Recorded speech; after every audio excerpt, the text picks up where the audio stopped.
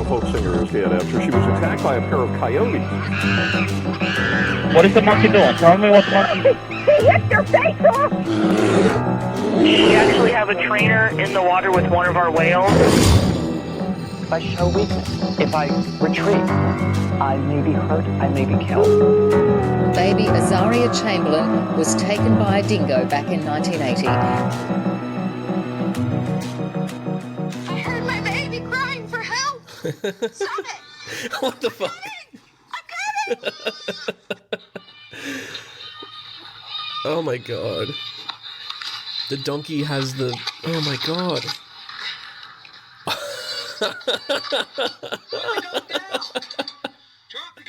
Oh my god. What? What the fuck? Somebody sent me this video the other day, and it's it's like, I guess she's on some kind of like little farm or pasture. I don't know what you call it. A little farm, I guess. You just hear this little goat crying, and she's running to help it, and like just off frame, you just see another two goats humping each other, and she's like, stop that, and she pulls this other goat out of the water, and then it cuts to another, there's a donkey or a mule, and the donkey has like a baby goat in its mouth, and it's just running around and it's crying. That's fantastic. Wow. What a great start. That really pumped me up. Welcome back, everybody, to Man Eaters, the only true crime podcast on the internet where all the killers are real animals, whether it's biting, scratchings, maulings, or clawings, or goatings. We're here to talk about it. Welcome back, everybody, to a new episode. Sorry for not having an episode last week. What can I tell you? Life got in the way. I got busy. I got real busy directing a play, which is in the theater at the moment. Yeah. Doing pretty good, doing all right, but did miss you guys, did miss the show, especially since I knew the episode that we would be recording is going to be a really, really good one. Today, as mentioned in a previous episode, we're looking at, I don't know what I'm going to call this episode, the weird and the wacky, the wild and the, another word that starts with W. I'll get some kind of alliterative title and you'll see it. We're talking about weird animal deaths today. And next week, we're going to be talking about weird deaths by animals. So a two-parter, kind of. In today's episode, we're going to look at animals who have died in strange, mysterious, weird, sometimes humorous ways. We have a list that I've compiled. This idea for an episode, it actually stems from an idea for another podcast I've been thinking about potentially doing one day, and I'm not sure if people would listen to it. So this is kind of like a soft pilot, or rather next week would be kind of the soft pilot. So like I said, today we're talking about animals that have died in weird ways, and next week we're going to be talking about humans who have died because of animals in weird ways. A lot of people having like cows fall on top of them, or being electrocuted by like an eel, or stabbed by a platypus, just weird things that don't happen every day. And yeah, like it kind of got me thinking another idea for a podcast could be like me just talking about a weird way to die every week. I don't know, dumb ways to die. I don't know. Maybe I'll do it. I don't know. I already don't have enough time for this show. I probably shouldn't be adding a second fully unformed podcast into the rotation. So let's just focus on what we've got. It is episode 95 today. Yeah, it is. 95 episodes deep in this bitch, and we're working our way towards the 100 mark. Very excited for what we're going to be doing there. Really quick, just also, before we jump into it, wanted to just give a quick shout out to the people who, there's the goat video again. Quick shout out to the people who have messaged me throughout the last 2 weeks, requesting different stories. I just want to shout a few people out. Tristan sent me a message. Oh, Tristan sent me like a bunch of links to have a look at. I haven't looked at those yet, but I will go through those soon. Zorana from Sweden, I think. So this guy is coming to Australia and was asking. Oh no, I'm mixing up. I'm mixing up with some other people. Zorana was asking about crocodile attacks and if we could do a story about that, and I'm sure we definitely will. Who's this person? Oh, I haven't even seen this episode. Oh wow, this message, Rasmus. I didn't reply to you because I didn't see it. I'm so sorry. I'm going to look at that later after I record and get back to you. Yeah, lots of interesting people messaging me, and yeah, it's really nice. So if you are one of those people, thank you. And if you want to reach out and just say hi, you can always do that as well.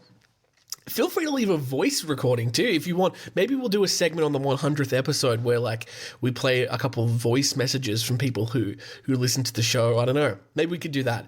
All right, well, let's get into it. The weird and the wild, the wacky and the wonderful. Sit back, relax, and let's hear some really weird animal death stories.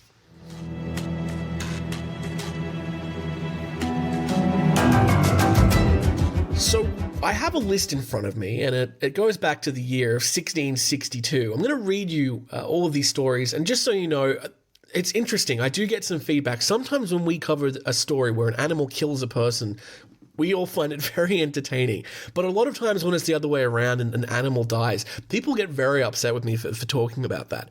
So I just want to give you a heads up that today, that's pretty much all we're talking about, is animals being killed in some very sad ways. Often, I wouldn't say humorous, but interesting. Let's just say that some of them are interesting.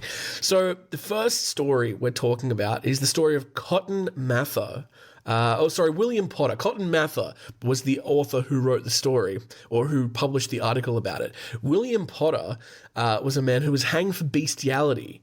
And that's in itself, in 1662, not that surprising. What was unique and interesting about this story is that 3 cows, 3 sheep, and 2 sows were also hanged. So back in those days, they would do what is called an animal trial, and if the animal could also be judged guilty, they hang these animals.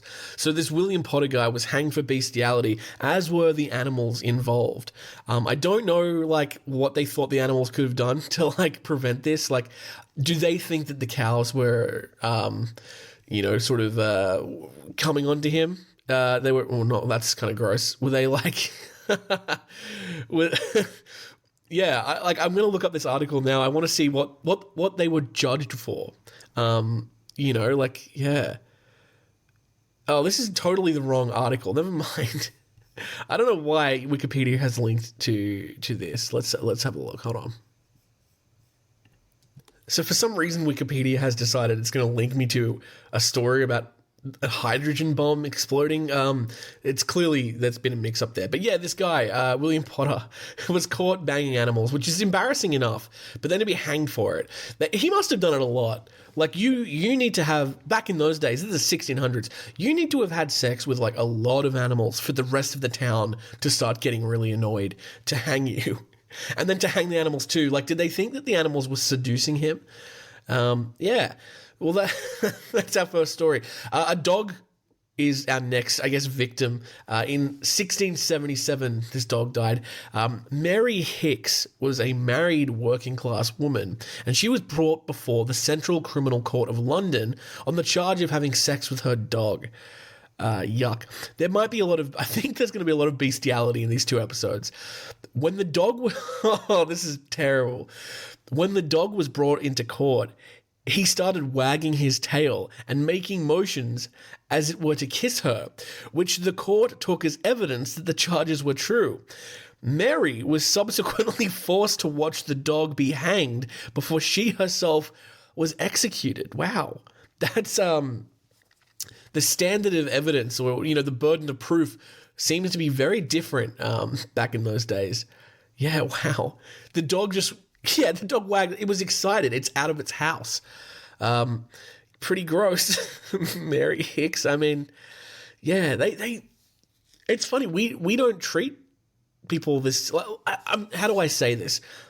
I would have thought that this kind of behavior back in the day would be more acceptable than it would be today. But if someone, we've told stories of, in our Dickhead of the Day segment where people have committed bestiality, they don't get executed for it. They get, that's a pretty high price to pay. And certainly the dog doesn't get hanged as well. Also, hanging, it feels like hanging was designed for people like that. But a dog, I don't know, it just, Why can't they just shoot the dog or something like that? Euthanize the dog. They hang the dog. Terrible. And I just think it's so funny that like it came into the court wagging its tail and like licking her face, and the court's like, oh, it must be true. That dog must be a real poon hound. Oh God. So let's see if the next story is bestiality. Oh, it is. Okay, great. This time on a goat. This is great. In 1758, John Blake, a Royal Marine, was convicted of, and this is the quote, buggery upon the body of a she-goat, and they were both sentenced to death. Blake, however, was pardoned on the grounds of being next to an idiot. Only the goat was put to death. Wow. I don't know why the other guys didn't get like let off for just being an idiot. Also, I would like be pardoned of every possible crime. I could burn a house down and they'd be like, yeah, but Your Honor, like, he's next to an idiot. Wow. Buggery upon the body of a she-goat. Just say goat. Maybe John Blake really wanted that clear. That it was a she-goat, Your Honor. It was a girl goat. I'm not gay. I would never be gay with a goat. I have sex purely with female goats, Your Honor. I'm next to an idiot. Please let me go. Can I go and get to the pet shop and buy another goat? The next animal we have talked about before, Topsy the elephant. I don't think we've gone into this one's kind of like a I believe this is the correct one. Topsy the elephant was the elephant that was electrocuted, and in modern, what do you call it, pop culture, or it's a misconception that Thomas Edison electrocuted this elephant to death. It was his company, but he wasn't with that company at the time. So on the 4th of January in 1903, electrocution by this elephant was executed by poisoning, electrocution, and strangulation. A 74-second film of the electrocution was recorded and preserved. It may have been the first time a death was ever captured on a motion picture film. There is a link here. Is it going to take me to a video? It is. Yeah. Oh, well, no, it's taking me to a link of the video. Wow. Let's see if we can watch it. It takes you to a complete new article called Electrocuting an Elephant. Electrocuting an Elephant is a 1903 American short black and white silent documentary film of the killing of the elephant Topsy by electrocution at a Coney Island amusement park. It was produced by the Edison Film Company, part of the Edison Manufacturing Company, and is believed to have been shot by Edwin S. Porter or Jake Blair Smith. There's a synopsis. It's a 74-second video. All right. There is a video. Are we going to watch it? I will watch and tell you about what I see. Okay, we've got an elephant walking, being led to somewhere by some gentlemen in some very old-fashioned hats. I'm not sure what Topsy's done to deserve this, but it is very sad. God, this is actually really sad and depressing. I thought it would just be the elephant standing there. Okay, the elephant's standing there now. It's kicking its leg around. I think have they electrocuted it yet? It doesn't look like it's enjoying itself, that's for sure. I could be potentially watching the first death ever put to camera. That's crazy. Oh, okay, it's sort of seizing up. There's like smoke coming out from underneath it. And it's keeling over and it falls down. And it's like stiff as a board now. Okay, well that's that's sad. When I was in high school, my friends would just shove a phone in front of my face and I'd be watching like an ISIS beheading video on YouTube. And that was less disturbing and upsetting than what I just watched. And that was really sad. Fuck. God damn it. That sucks. Oh, poor Topsy. Another elephant. We have talked about this one. This one's name was Mary. Mary the elephant was executed on the 13th of September 1916.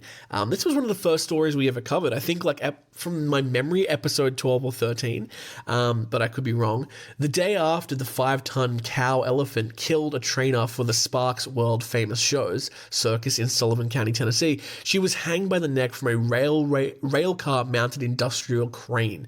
And if you Google Mary the elephant, you'll see it's either a photograph or an artist's rendition of what happened. It's again pretty like what is their obsession with hanging? Why does it always have to be hanging? Just stab it in the neck or something. Like I don't People were really into hanging. Was there like some kind of religious thing where it's like hanging's fine, but any other kind of thing is murder? But God's cool with this.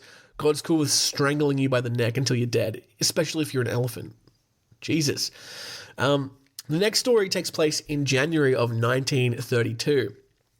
The animal in question was a cow. This actually came from Australia, in Townsville, or near Townsville, I think. So the Townsville Daily Bulletin, an Australian newspaper, reported an incident where a dairy cow was partially blown up and killed on a farm at Kennedy Creek near Cardwell in North Queensland. The cow had reputedly picked up a detonator in her mouth while grazing in a paddock. This was only triggered later when the cow began to chew her cud at a time where she was in the process of being milked. The cow had its head blown off by the resulting explosion, and the farmer milking the cow was knocked unconscious. Oh, Jesus. Far out. That's insane. So why are they just leaving a detonator around for cows to pick up? And how did they not notice until later on? That's crazy. Wow.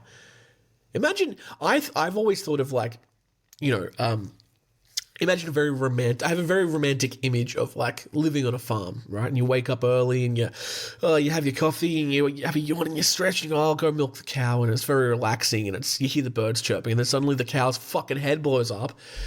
You're covered in milk and blood and thrown through the barn door. Wow. That one's crazy. I wonder if that actually happened. A lot of these stories are very old, but yeah. This is interesting. A sparrow is the next one. Just a sparrow, like the bird. On the 3rd of July, 1936, in what has been described as the most famous incident of its kind, a cricketer, Jahangir Khan, hit a sparrow with a ball while playing against Melbourne Cricket Club at Lord's. The animal was taxidermied after the incident and mounted with the ball that killed it before being placed on display at Lord's. Wow. I'm not a big sports guy. Does that happen a lot in sports where birds get hit by balls? Cricket, I'm just thinking with cricket, like the balls don't go really that high up, do they? I know in baseball, you get like a home run or you knock it out of the park. That ball's like getting pretty decently high. Like, how low is the sparrow flying? In Australia, we have, I don't know if you would call it an issue. I don't pay attention enough, but seagulls. I know seagulls are an issue in cricket. They just love hanging out on the pitch. I guess in England, maybe sparrows do the same. Our next animal in question it's another cow. Cows are featuring quite heavily in this. On the 22nd of May in 1957, in New Mexico, approximately 4.5 miles south of Kirkland Air Force Base, a grazing cow... I think this is where that hydrogen bomb link got mixed up. A grazing cow was killed by a Mark 17 hydrogen bomb accidentally jettisoned from a USAF B-36 strategic bomber aircraft. The bomb was not equipped with components necessary for nuclear detonation at the time, but the conventional high explosives in the bomb detonated on impact, killing the cow and causing a crater about 12 feet deep and 25 feet wide. Insane, guys. If I'm a cow, the worst thing that's going to happen to me, right, in my life is I will probably get, a bolt in the head and carved up and served as someone's lunch. Being exploded by, a non-commissioned, accidentally jettisoned hydrogen bomb from the Air Force is not on my bingo cards if I'm a cow. That's insane. I also like how they've accidentally jettisoned a fucking hydrogen bomb. I would imagine you'd be quite careful with that. Would you get into a lot of trouble? How do you explain it to your boss? Sir, we accidentally jettisoned a Mark 17 hydrogen bomb. That's okay, as long as no farm animals were harmed. Well, actually, sir, the high impact explosives on the bomb did kill a cow, and it turned a cow into a crater about 7 meters wide. Yikes. Wow. Another sparrow. I wonder if this is, it will be cricket, won't it? On the 23rd of November, 1969. Nice.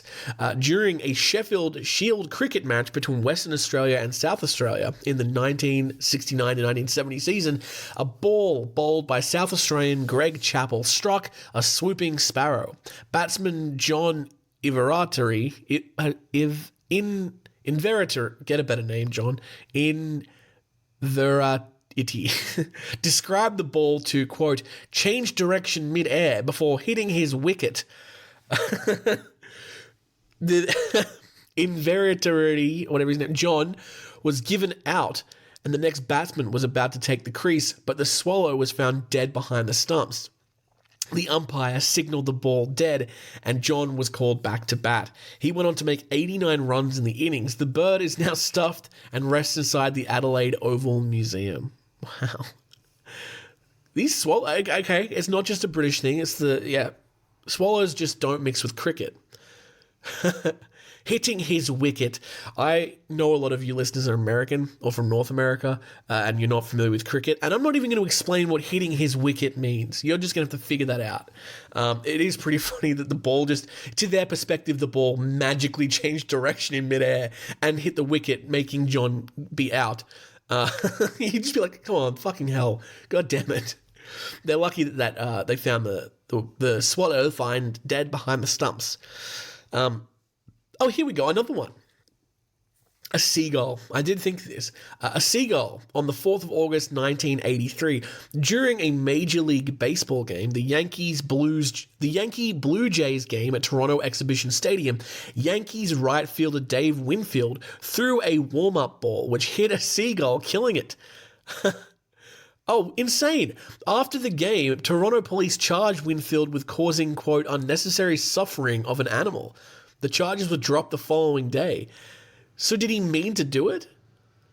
If they charge him with it, I feel like it implies that he aimed for the seagull. I gotta look this up. Let's see if I can find a link to what happened.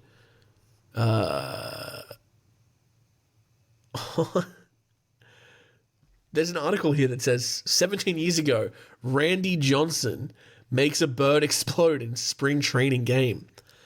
Is this...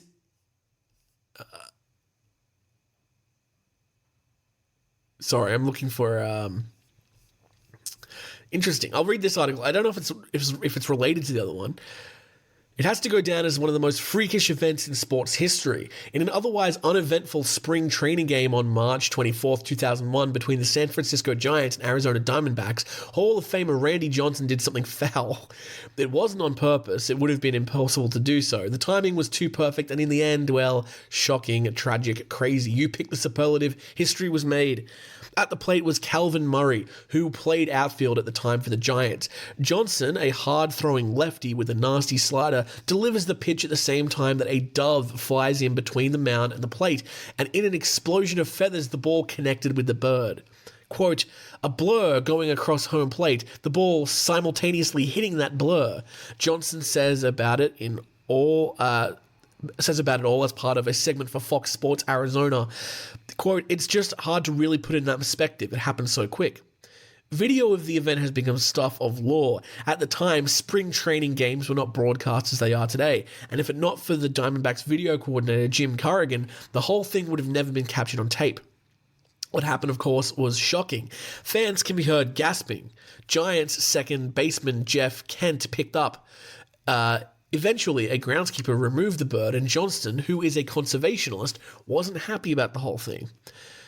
Where the event became a media sensation, it became something very serious for Johnson. PETA, the People for Ethical Treatment of Animals, filed suit against him for cruelty to animals, and Johnson had to hire a lawyer to defend himself in the case. PETA is a joke. God. All of it is, quote, very baseball, a sport that seems to have more than its fair share of oddities. The bird, God bless it, may it rest in peace, is part of history. Johnson, who hates talking about it, still recognizes that it's largely one of the things that he's remembered for, so much so that the watermark for his professional photographs that he's become famous is a dead bird. Oh, that's so sad. Yeah, okay, so that link is obviously not for the story we just heard, but it's a similar one. Let's move on. 3 hippopotami. I didn't realize hippopotami was the correct plural for hippopotamus, but apparently it is.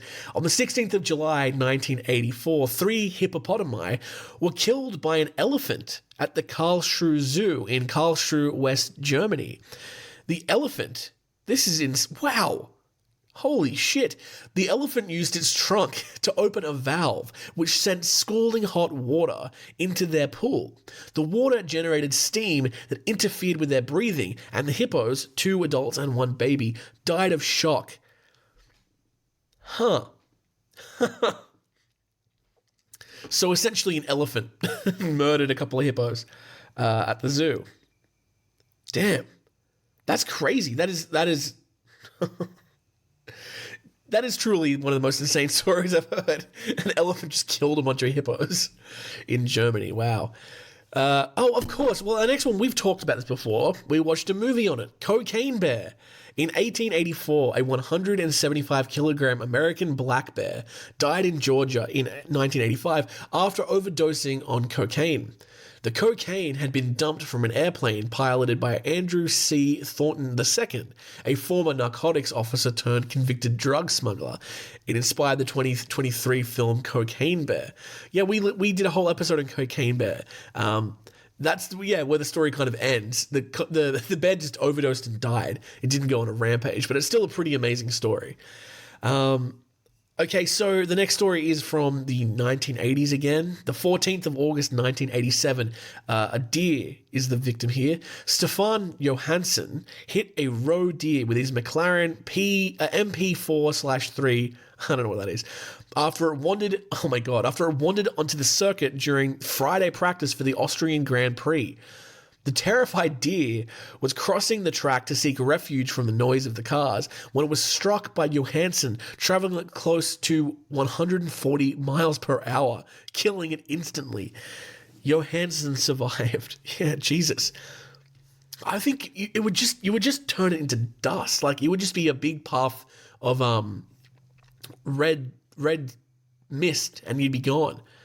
The driver's lucky to survive. Although I guess if you're traveling at that speed, like I don't know, will it make it worse or better? I imagine like the legs just disappear under you and you'd be fine.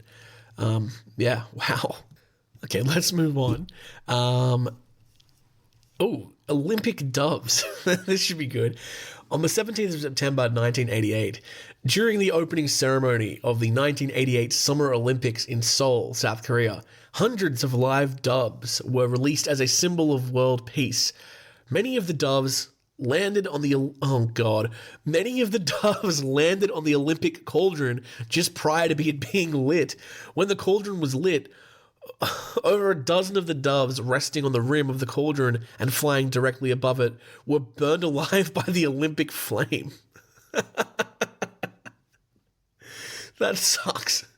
The death of the birds marked the last time that live doves were used in the ceremony. Yeah, I mean, God, 1988, that's only 5 years before I was born. I wonder if any of our listeners were alive to see that. That sounds, I mean, sad, obviously, but kind of hilarious. We are releasing the doves as a symbol of world peace, and they are resting in the cauldron, and let's just light the cauldron anyway, because we're on a schedule. Oh, no. Look, we've only got a couple more. Let's talk about the next one. It's a goose. A goose. I was hoping a goose would get killed. I hate gooses. On the 27th of March, 1999, on the inaugural ride of the Apollo's Chariot roller coaster at Busch Gardens, a male model, Fabio, was struck in the face by a goose during the first drop. The goose, wow. Fabio, like the actual Fabio? What? Male model Fabio was struck in the face by a goose during the first drop. The goose was killed while Fabio's nose was bloodied and required stitches. Oh, God. Fabio, no. Another dove died on March 24th, 2001. Oh, this is the one we're talking about. During a Major League Baseball game, pitcher Randy Johnson threw a fastball just as a bird flew through the pitch, killing it instantly. There you go. A lot of sports related. Like a lot of birds and deers being killed in sports. During a table... Oh, I thought it said table tennis. This is 24th of January 2002. During a tennis doubles match at the Australian Open, a powerfully struck forehand by French player Michael Laudra hit a small bird that crossed the path of the ball. In response, the players threw down their rackets and knelt down around the bird in an impromptu funeral. Oh, come on. The ceremony had to be ended by a court official who asked the players to resume the match. Oh, that's so funny. That's like...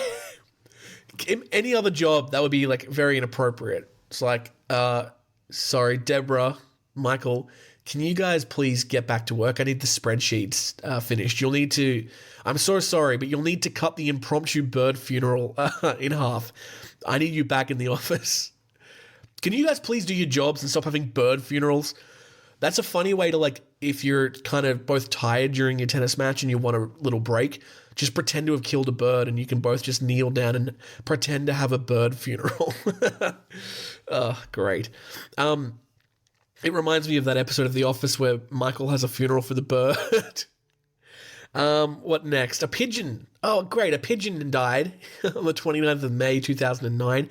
It's another sports one. During a 2020 cricket match at Headling Cricket Grounds in Leeds, England, between Yorkshire and Lancaster, Jacques Rudolph of the Yorkshire side fielded a ball close to the mid-wicket boundary and threw it to the wicketkeeper.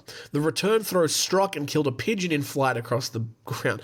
They need to start putting nets up around these places. I swear to God, that is a lot of birds. We're reaching, with including the ones that died in the Olympics, we are reaching like hundreds of birds as the victim of ball sports. Wow. Next. Okay, hopefully one of these ones is not a ball game related death. Alan the Dashhound. Huh. This is the 14th of January 2013. I'm sorry. Tatler magazine, which that sounds like a very salacious magazine. I don't know what that is, but it sounds good. Tatler magazine's office dog, quote, saw a man approaching the revolving doors of Vogue House in London and walked after the man. As Alan tried to rush through the revolving door, oh no! As Alan tried to rush through his revolving doors, his neck got caught in it, also getting the worker stuck in the door. 2 fire engines rushed to the scene where they freed the man but could not free Alan, who died at the scene. Oh, that one's sad. Oh, Alan. I also like how this Tatler magazine just has an office dog. I wish I had an office dog. Is that Tatler magazine? Is it still in print? Yeah, wow. I'm just looking at it. I wonder if there's any mention to Alan. I'm just going to do a little Control F. Alan. No, they don't even mention him on their page at all. That's so sad. Oh, rest in peace, Alan. We should have an impromptu dog funeral for Alan. Okay, a couple more. Oh, actually, just one more. This one's also really sad. Khabib, the gorilla. On the 17th of November 2014, Khabib the gorilla was a 15-month-old gorilla and was accidentally crushed by a hydraulic door while roaming around her enclosure at the San Francisco Zoo. The San Francisco Zoo again! That was the place where we had that tiger attack. Tatiana killed that guy. And there was like a few other incidents there, and Khabib died too. No! Oh, that's so sad. I'm going to go through, just really quickly, because this is more curious for me. How many of these animals died as a result of sport? So, not the guys who had sex with the animals. And thankfully, that was only a couple entries. That was good. Not Mary the elephant, not Topsy. The cow was just a farm animal. Okay, so we had the sparrow. Not the cow that was killed by the bomb. Another swallow. Oh, it was a sparrow and then a swallow. Not the same. Okay, so that's 2 birds. A seagull, that's 3 birds. The hippopotamuses, that was just a murder by an elephant. The cocaine bear, not a sport. The deer, yeah, that's the Grand Prix, that's a sport. That's 4 animals. The Olympic doves, there's 100 that were hundreds of live doves. Let's just be conservative and say 20 birds there. Okay, so we've got 24 animals, now a goose. Would you count the roller coaster as a sport? No, let's not count that. Another dove, so we're up to 25 animals. Another bird, that's 26. Another pigeon, 27. Yeah, 27. And that's just assuming only 20 birds died in the Olympics. It could have been 100. Who knows? That stadium would have smelt great if you were hungry. You just be sitting there watching the opening ceremony and being like, oh man, I really want some Korean fried chicken now. Wow. That is it. That's our list of animals who died in weird ways. A few kind of really sad ones, but mostly just really odd stories. A lot of birds getting hit in the head by speedballs and race cars. Yeah, wow. Okay, we'll come back to this kind of topic next week, where we're going to talk about people who were killed by animals in weird ways. Should I give you guys a little bit of a little teaser, a little taste? Just to give you an example of what we're looking at, okay? So I'll read you the first entry for next week, all right? This guy, it's out of order. Let me see if, yeah. Oh, yeah, I remember when I made this list. This is only from the 2000s. Like, a lot of people die from animals in weird ways. This guy was sitting next to a train track when a cow was hit by the train. The animal launched 100 feet, which is 30 meters, into the air before landing on the man, killing him instantly. So there you go. That's kind of a double one, because that was also an animal dying in a weird way. Yeah, that's what we've got in store for next week. But for now, take a break, go do a wee, and we'll be back with the rest of the episode. Hooray!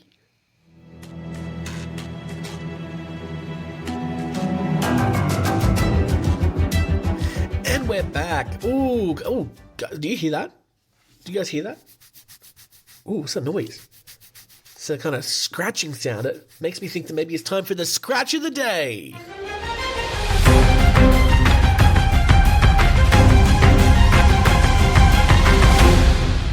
Did you guys like how I worked that one up? That was pretty good.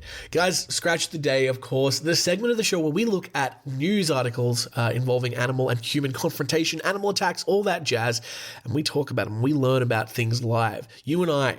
Just you and me sitting here reading news articles. Okay, let's have a look here. So, unfortunately, this first story does involve the death of a child. That is your warning going ahead. If you don't want to hear about that, you can skip forward a few minutes. Very sad story from South Dakota today. A pack of feral dogs have fatally mauled a 9-year-old. This has actually come out very recently. Law enforcement in South Dakota are investigating after a pack of feral dogs fatally mauled a 9-year-old boy on an Indian reservation last week. The boy, whose identity has not yet been released, was found beside a bike in the city of Eagle Butte? Eagle Butte? It can't be Eagle Butte, surely. Eagle Butte. Suffering from injuries that, quote, may have contributed to his death. Cheyenne River Sioux Tribe Chairman Ryman LaBeef wrote in a statement released over the weekend. The city is in Dewey and Ziback counties on the Cheyenne River Reservation, about 165 miles northeast of Rapid City. Cheyenne River Sioux Tribal Police Chief Charles L. Redcrow told USA Today officers were dispatched on Saturday to report of a male on the ground. Arriving at officers, Crow said, found the boy unresponsive with multiple injuries to his body, consistent with animal bite marks.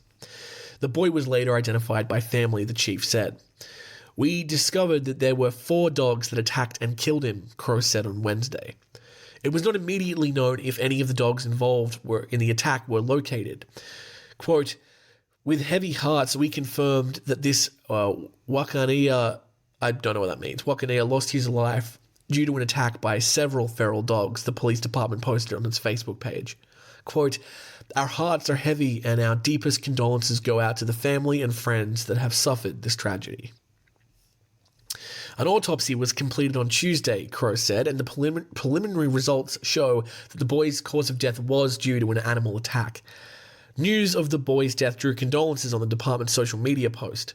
Quote, prayers for this little boy who journeyed to the spirit world way too soon, to his family and friends left to mourn his passing, and to the entire Cheyenne River Nation as we come to grips with this devastating tragedy, one Facebook user said. Another person posted, quote, a preventable tragedy. My heart goes out to this little boy and his family. We all mourn with relatives impacted, LeBeau wrote in a statement. As a result of the attack, in an updated release, LeBeau wrote animal control officers would be dispatched to pick up collared and uncollared dogs not tied up, tethered, or in a fenced yard. Collared animals will be held for 72 hours at the local animal shelter and then would be processed. Oh, fuck. That's really sad. That's a Jesus Christ. That's such a sad story all around. Because, like, There's so many levels of that are just awful. Obviously, the boy was killed by a pack of dogs, which is just a terrifying way to go on a Native American reservation. But also now that like they're going to send officers into that area and just take any dog that's not chained up or in a fence, they're just going to take. A lot of times in communities like that, dogs and animals are let to walk around and free because they don't think that they should be chained up because they're, I don't know, maybe more empathetic to animals than we are. But yeah, that's really sad. That's terrible. We're sticking in the United States for the moment with our next story. A grizzly bear has seriously injured a man in a surprise encounter in Wyoming. A tourist was attacked and seriously injured by a grizzly bear during a surprise encounter at a national park. The 35-year-old Massachusetts man was walking on Signal Mountain Summit Road in Grand Teton National Park on May 19th when two grizzly bears surprised him, the National Park Service said in a statement. One of the bears took a swipe at the man, causing serious injuries. Grand Teton National Park rangers and Teton County search and rescue officials responded to the incident and provided emergency medical assistance at the scene. The man was airlifted to an ambulance that promptly took him to St. John's Hospital. Although the man was, quote, seriously injured by the bear, he is now in a stable condition and expected to fully recover. An investigation into the incident is ongoing, but so far, law enforcement, rangers, and park biologists confirmed that it was a surprise encounter. The Signal Mountain Summit Road and Signal Mountain Trail, near where the attack happened, are currently closed to the public. Grizzly bears can be found all over Grand Teton National Park. Although attacks like this are extremely rare, grizzly bears are skilled predators and can reach 8 feet tall when standing on their hind legs. They are extremely strong and have huge claws. While they do not seek out to attack humans, grizzly bears are an extremely territorial species and can act aggressively in a number of situations, according to the national park. Most attacks occur when a bear feels threatened or their cubs feel threatened. They can also lash out if they feel competition for a food source. Following the incident, the National Park Service issued advice for visitors in order to avoid similar situations. It advises visitors to avoid leaving food lying around unless it is properly stored away. This is because, as opportunistic hunters, bears are often attracted to easy food sources. The same goes for leaving garbage around, which can also attract the animals. If a visitor comes face to face with a bear, the service urges them to give them space. Quote, always stay at least 100 yards away. If you choose to watch or photograph the bear, use a spotting scope, binoculars, or telephoto lens, it said in a statement. Park in designated areas and never block travel lanes. Follow the directions of staff in places where bear sightings occur. When exploring the park's more rural backcountry areas, it is even more important to be alert, as bears are more likely to be around. The National Park Service tells those exploring the backcountry to be aware of their surroundings and to make noise to ensure wildlife stay clear. Bringing bear spray and hiking in groups is also advisable. If a bear is encountered, backing away slowly is much safer than running. There you go. Well, I'm glad that this person survived. It sounds pretty terrible, being confronted by two bears. Now, it doesn't say if the two bears were adults, I don't think, did it? Yeah. No, it doesn't say, it doesn't say they were both adults, so potentially one was a cub, which might have contributed to the attack, potentially. There's just a lot that we don't know there, but it is at least good that he got out with his life. Yeah. I think we may be staying in North America or even the United States for our final story. We are technically still in the United States. An animal attack has claimed the life of a 70-year-old man in Alaska. This person was killed by a moose while photographing the calves. A 70-year-old Alaskan man was killed by a moose on Sunday. The man, as per reports, was attempting to photograph two newborn moose calves when he was attacked by the mother moose, revealed authorities on Monday. The victim has been identified as Dale Chorman, a resident of Homer. According to Austin McDaniel, a spokesperson for the Alaska Department of Public Safety, the incident took place in Homer, where the female moose had recently given birth. Chorman and another man were looking for the moose. The second man escaped the attack uninjured and has not been identified, reports say. Quote, As they were walking through the brush looking for the moose, that's when the cow moose attacked Dale, McDaniel explained. The exact manner of the attack, whether by kicking, stomping, or both, remains unclear, as no one witnessed the tragic event. Chorman was pronounced dead at the scene and the moose left the area, Alaska State Troopers said in an online post. Historically, such attacks, although rare, are not uncommon. In 1995, a moose stomped a 71-year-old man to death on the University of Alaska Anchorage campus. The agitated animal, as per witnesses, was subjected to hours of harassment by students and had then attacked the man who was trying to enter the building. Alaska is home to around 200,000 moose. Or is it mooses? Meese? I don't know. While the human population stands at around 737,000. So about one moose to every 4 people. Even more than that. 1.5 moose. 1.5 meese. Generally, moose are not aggressive unless provoked. However, the Alaska Department of Fish and Game on its website warns that cow moose are particularly protective of their young and may attack humans who approach too closely. Calving season for moose is the time where you definitely want to give them extra space, McDaniel emphasized. Cow moose with calves are going to be some of the most aggressive moose you're ever going to come in contact with. He advises people to avoid startling the animals or getting between a mother and her calves. Those moose will become unpredictable and work to protect their calves at any cost, he added. Moose, the largest member of the deer family, can be quite formidable. Even a small adult female can weigh over 350 kilograms, while the large adult male can weigh up to twice that. They can stand at nearly 1.8 meters tall. Given their size and protective nature, encounters with moose, especially during calving season, can be dangerous. Moose, I say this a lot, and it makes me sound like an idiot, but moose are one of those kinds of animals where I forget just how big they are. I know they're big. In the back of my head, I know it's a big animal. I'm not stupid. But then I see a video of a moose and I'm like, holy fuck, that thing is huge. They are scary animals. They're like dinosaur deer. They're massive. It's so very sad that this 70-year-old has passed away. It's funny how similar they are to bears. Like a lot of animals. Yeah, they're just so protective of their young. Wow. Yeah, really sad. I'd love to see a moose. It's so funny how Americans think Australia is so scary. Americans, your wildlife is so beautiful and intensely dangerous at the same time. I'm very jealous. I've been more and more feeling like I want to take a trip to the US if I can afford it. And also, I don't want to get shot. But those are my 2 things that are stopping me. But I'd love to take a trip to the national parks in the US. I'd love to see a bison. I'd love to see a moose. But I'll definitely keep my distance. Can you imagine the irony of if I was attacked by one of these animals while traveling because I got too close? Yeah. Animal attack podcast host killed by young baby bison when he tries to get it to lick his nipples or something like that. That would be, I don't know if that's called ironic or satire or what that is, but it would be pretty bad.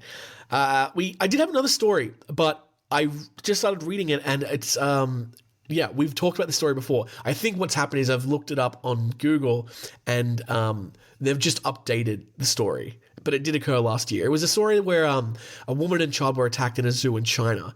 I don't know if you remember that story, but we've already talked about it, so we won't do it again. Let's see if I can find one more story for you. Okay, so I do have a story here. Not in America. I think we're shifting over to India. It's a video, and we'll see if we can play the video and you can hear it. The headline reads, Animal Viral Video, Raw Power, Bull Breaks Car Door, Attacks Tourists in the Wild. Watch to see what happens next. I love this little clickbaity thing. Let's read the story first. I have to view it on Instagram. Let's see if that works first. I don't want to read the whole story if I'm not going to be able to watch the video. Oh, okay, there's a video. Jesus. I'm signed in as man-eaters. I'm going to... do I have to log in? I hate computers, guys. Can I just not be logged into everything all the time? I'm aware that I will get, skimmed or scammed or fished or something, but still. Okay, I'm logged in. It's all people in Indian writing in, Hindu, so I'm going to just write, bull. That's what I posted. So if you find it, there's a comment there and you can like that. Let's read the article first and then we'll listen to the video. The article reads, "The internet is filled with videos showing animal cruelty. These videos show animals' dangerous and deadly behavior with people. Bulls are giant animals and they get angry very easily. Their anger destroys things and stuns everyone." This feels like it's written by ChatGPT. Recently, a video went viral online which showed the deadly and dangerous behavior of the bulls towards people. Watch the video to witness the anger of the bull. The video showed the dangerous behavior of the bull to scare the humans. I think maybe this is just like translated from Tamil or Indian or something. It is shown in the video that the bull has lost control and stunned the humans by showing extraordinary and vulnerable power to them while attacking them in the jungle type area. In this video, it can be seen that a bull attacks the vehicle with great force to which people are sitting. He attacks with so much force that the door of the vehicle breaks in such a terrifying form of the bull he shocks everyone. This is so hard to read. After breaking the door of the vehicle, the bull tries to attack that door too, and after hitting that door, it spins in the air and falls down. You will laugh at this act of his, but before that, the bull tried to tear the vehicle into pieces and is completely goosebumps. What the fuck? Alright. Okay. We're going to ignore that. Let's see if we can watch the video. Can I get sound on this thing? Yeah? Let's see if you can hear this. Oh, wow.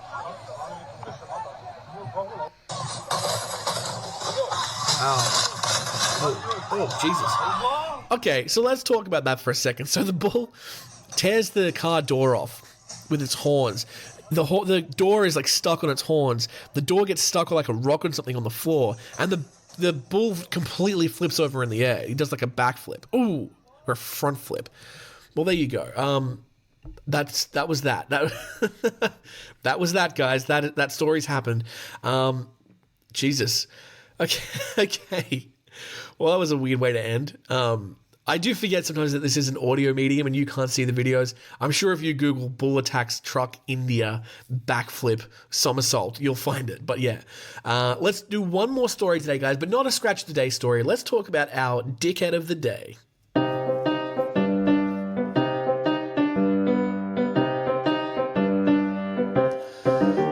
So the dickhead of the day is the person who severed a deer head and placed it on a New Forest memorial stone in a occult attack. A series of animal attacks have been carried out in the New Forest and nearby, which some have linked to the occult. A resident who removed a rotting deer head, which had been placed on a New Forest cemetery stone along with an upside-down cross, has described how local people are quite appalled by the latest incident involving animals which have been linked to the occult. The severed head was found by a member of the public on top of a stone in the Burley village on the 8th of May. On the following day, Hampshire police received a report that 5 sheep had been stabbed in Cadnam. The incidents come after 50 dead animals were scattered outside a community shop in Broughton. Wow, that kind of buries the lead. That seems way more intense than just the head. 2 men were arrested and later released after the corpses of hares, a barn owl, and a kestrel were found dumped outside Broughton community shop on March 15th. And in February, 25 dead wild animals, including pheasants, hares, and a decapitated deer, were found close to a primary school on Danes Road in the village of Albridge, 6 miles away from Broughton. Also in 2019, occult symbols were painted on a killed sheep and on the door of St. Peter's Church in Bramshire in a previous spate of animal attacks in the New Forest. The dead ewe, found in Penn Common Road in Bramshire on November 19th, 2019, had a pentagram painted on its side, a star on its face, as well as an inverted cross and the number 666, which is linked to the devil. Retired police officer Chris White, who works in Shapton stores in Burley, said of the latest incident, quote, "It was myself that removed the severed head from the memorial stone at the centre of the village. A member of the public came into the shop and said there's a severed head on a cemetery stone with a hedonistic upside-down cross. I just removed the head and put it somewhere in the forest to let it rot and kept the cross for the police. People are quite appalled because children were walking by because it was a rotting head after all." Mr. White said that rumors had circulated that these animal attacks were linked to a Green Man parade, which had happened shortly afterwards, and added, "There is no evidence to suggest it was, but everyone else is clutching at straws." He added that the village has historic links with witchcraft, as it is home to Sybil Leek, who was called Britain's most famous witch in the 1950s. Country Watch officer, Police Constable Matthew Thirlwell of Hampshire Police said, "We are investigating 2 incidents, the most recent of which was reported to us on May 9th. This was a report of 5 sheep which had been stabbed in Cadnam. The previous incident was reported to us on May 8th. On that occasion, a deer's head was found on a milestone next to Burley High Street. Officers have been in contact with the owner of the sheep as well as the Burley Parish Council. After being made aware of this incident, officers have been completing follow-up inquiries, including house-to-house and CCTV scoping in the nearby area, as they attempt to identify the persons responsible. We understand just how distressing this is for someone to make a discovery such as this, as well as how upsetting these incidents are for the community as a whole. Our officers and teams will continue patrolling in the affected areas, as well as engagement with the local community." There you go. Wow. I just think, like, my first reaction there, right? Decapitated head, upside down cross, pentagram, star on the face, 666. Like, it's a bit much. You know what I mean? I'm not super educated on the occult, but it sounds kind of like someone who doesn't really know what the occult or Satanism or any of that, like, it sounds like that's what they think it would be. Just like spray painting 666 on a dead sheep and putting it upside down. Like, it sounds pretty fake to me. I don't know. I read this and go like, oh, okay, like it's just a bunch of kids. But then when you read about like the 50 dead animals and the 25 dead wild animals like being found near a primary school and spread around, yeah, something funky's going on there. I don't know if it's the occult or if it's just like some teenage dickheads, but whoever is responsible, they are our dickhead of the day. Okay, that's going to be our episode, guys. Thank you so much for listening. Again, apologies there was not an episode last week, but yeah, it was a pleasure to come back. We'll be back next week with part 2 of our weird and wild and wacky, whatever we're calling it, series, where we talk all about humans who have been killed by animals in particularly weird ways. Again, that example of the guy who was killed by a cow that was hit by a train, that's one example, but there are a lot. And I will give you a little bit of a forewarning. There are a lot more instances of people being killed in weird ways than animals being killed in weird ways. So we are going to talk all about those. But yeah, until then, please do me a few favors. Please go and follow us on Instagram at Man It Is Podcast. That's where you will get your weekly update of a new episode, as well as any breaking news that occurs. There was a pod of orca that sunk and that attacked and sunk a 50-foot yacht in the Strait of Gibraltar last week, and I posted that only minutes after it had occurred, so kind of nailed it. But yeah, you can go there. That's a great place to comment, to message me. The Instagram is kind of the go-to for all that. What else can you do? Oh, yes, you can go, hey, we have a Patreon, and that Patreon is where I get some money. So if you go to patreon.com/maneaters, you can decide if you want to throw me, a couple extra bucks a month.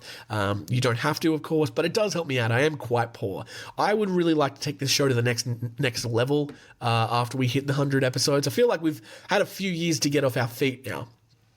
And I think, we've got a fair amount of a following. People are listening. People are engaging. I'd really love to take the show to the next level, but to do that, I will need some help because I don't have time. I have a full-time job, but if I can make money off this, hey, maybe this could be my full-time job. What do you know? And you can be a part of that by giving me money. I don't know. You don't have to do that. This feels like e-begging, and I'm not into that. But yeah, of course, that is there. We also do have a website, which is in the description below, and there's merchandise there. Chris Lepard, I think is his name, on Instagram, sent me another photo, working out at the gym, looking swole and wearing his Man-Eaters gear, so you can be the same. If you want to be like Chris, you can do that. I wore my Man-Eaters cap to the theater the other day, and I got many compliments and questions. They were like, what's Man-Eaters? And I said, it's a podcast. And they said, is it good? And I said, no, but they have good hats. That is going to do it for our episode today. Thank you so much for tuning in. I will see you next week. And until then, please everyone, please stay safe because as we've learned, it's a jungle out there.